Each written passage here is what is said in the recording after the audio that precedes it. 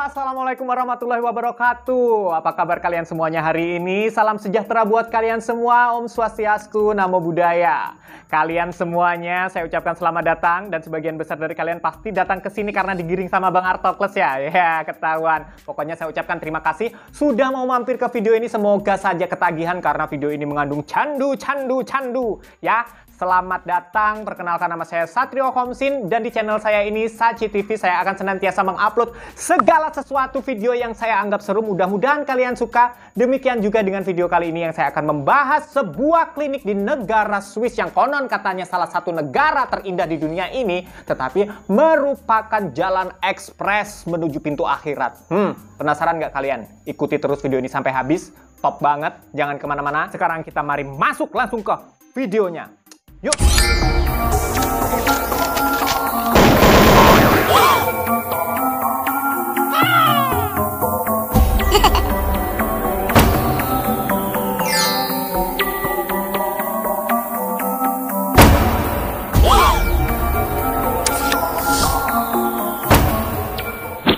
Kalau kalian mendengar negara Swiss, mungkin kebanyakan dari kalian langsung membayangkan arloji-arloji mahalnya, alamnya yang pesonanya sangatlah indah, atau bahkan banyak dari kalian yang tidak bisa membayangkan apa-apa karena belum pernah ke sana, kayak gue, ya, gue juga belum pernah ke sana. Tapi apakah kalian menyangka yang di negara yang konon katanya indah dan kaya akan sumber daya alam itu telah hidup seorang pengacara bernama Ludwig Minelli? Siapa itu Ludwig Minelli? Minelli ini dikenal sebagai seorang pengacara yang memiliki pemikiran yang dikenal nyentrik banget dan juga bahkan kontroversial. Di mana Minelli ini telah mendirikan sebuah organisasi di Swiss dan kemudian membidani berdirinya sebuah klinik. Kalau klinik kecantikan yang didirikan itu mah udah biasa. Tetapi klinik yang dia dirikan kali ini diberi nama Klinik Dignitas. Apa itu Klinik Dignitas? Dignitas adalah nama sebuah klinik yang didirikan oleh Minelli yang sedari awal didirikan, berdirinya pada tahun 1998, itu sudah menuai pro dan kontra, sangat kontroversial. Hal ini disebabkan karena klinik tersebut, Dignitas, menawarkan jasa bagi siapapun yang ingin mengakhiri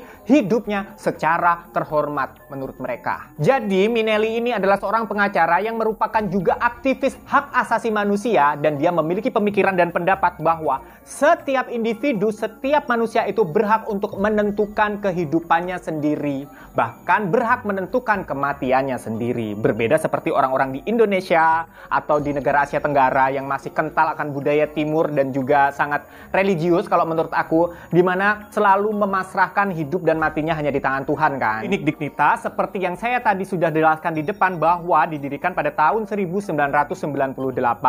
Dan terhitung dari tahun 1998 hingga hari ini, setidaknya Dignitas telah membantu 800 jiwa manusia menemui Tuhannya secara lebih cepat dan ekspres. Pasiennya itu siapa mas, kok mau sih mereka itu mengikuti program kematian atau bunuh diri seperti ini? Nah, pasien-pasiennya itu tentu saja berasal dari orang-orang yang memiliki masalah kejiwaan, masalah kesehatan fisik dan juga mental yang cukup berat. Dan sebelum pasien-pasien ini diperbolehkan untuk mengakhiri atau diakhiri hidupnya oleh Dignitas, sebelumnya mereka akan diobservasi terlebih dahulu oleh dokter jiwa. Banyak pihak yang kontra yang menilai bahwa semenjak berdirinya Dignitas ini justru memicu datangnya para wisatawan ke negara Swiss untuk mendatangi wisata bunuh diri. Buset, ada lagi. Dan bahkan nih kejutannya ya, Minelli ini sudah mendirikan dan mengembangkan bisnisnya ini sampai ke negara Jerman. Mas, pasien ini suruh bayar apa gratis untuk mengikuti program ini mas? Hey, mana ada yang gratis di dunia ini? Mau lahiran bayar, ya. Mau nikahan bayar. Mau mati pun ternyata bayar. Dan setiap pasien yang ingin mendapatkan jasa pengakhiran hidup ini atau mendapatkan jalan menuju pintu akhirat dengan secara lebih cepat dan terhormat menurut mereka ini, mereka dikenakan biaya setidaknya 180 juta rupiah kalau dirupiahkan. Kalau punya duit segitu, jangankan saya suruh bunuh diri ya. Gue suruh bunuh diri, terus dikasih duit 180 juta juga gue ogah. 1 miliar juga gue ogah.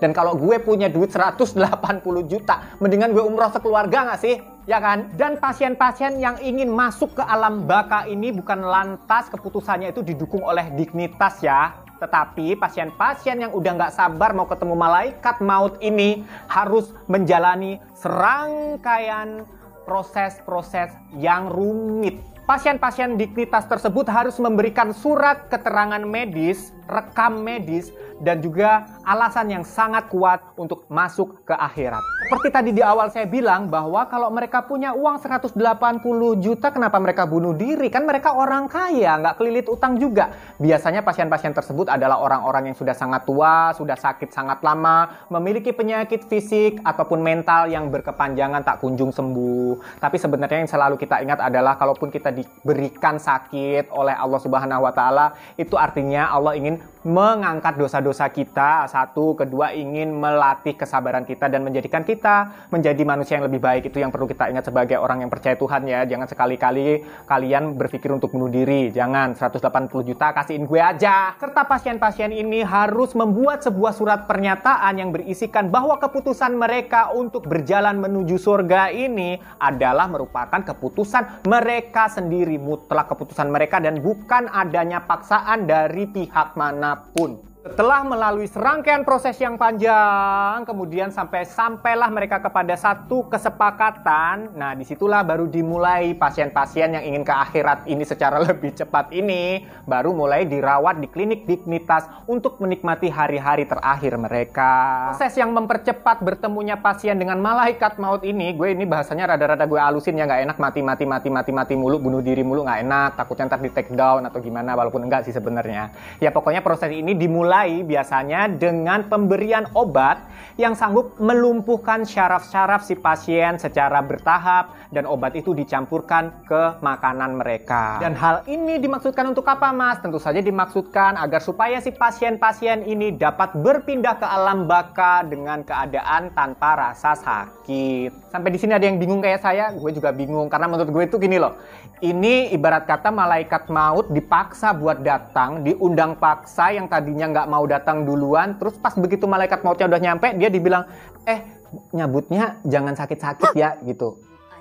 Satu hal lagi, klinik dignitas juga akan merekam seluruh proses menuju kematian dari pasien ini sampai si pasien menghembuskan nafas yang terakhir. Dan hal ini ditunjukkan untuk apa? Untuk memberikan laporan kepada pihak kepolisian dan laporan kepada pihak keluarga bahwa keluarganya dapat meninggal secara terhormat tanpa rasa sakit. Oke gengs, itu tadi adalah video hari ini ceritanya yang menurut gue ini adalah sebuah bisnis yang sangat-sangat nyentrik. Kenapa bisnis? Karena ini memang mereka juga harus bayar 180 juta rupiah. Dan sekedar pesan aja buat kalian, sekali lagi jangan pernah berhenti untuk bersyukur. Dan kalau punya uang 180 juta, mendingan ke Mekah, nggak usah ke dignitas. Kalau kalian suka dengan video ini, mohon subscribe, like, dan share. Juga ramaikan kolom komentar. Dan jangan lupa juga aktifkan tombol loncengnya supaya kalian tahu saat aku mengupload video-video berikutnya yang nggak kalah serunya pastinya. Dan sampai ketemu di video berikutnya. Assalamualaikum warahmatullahi wabarakatuh. Salam semakin viral.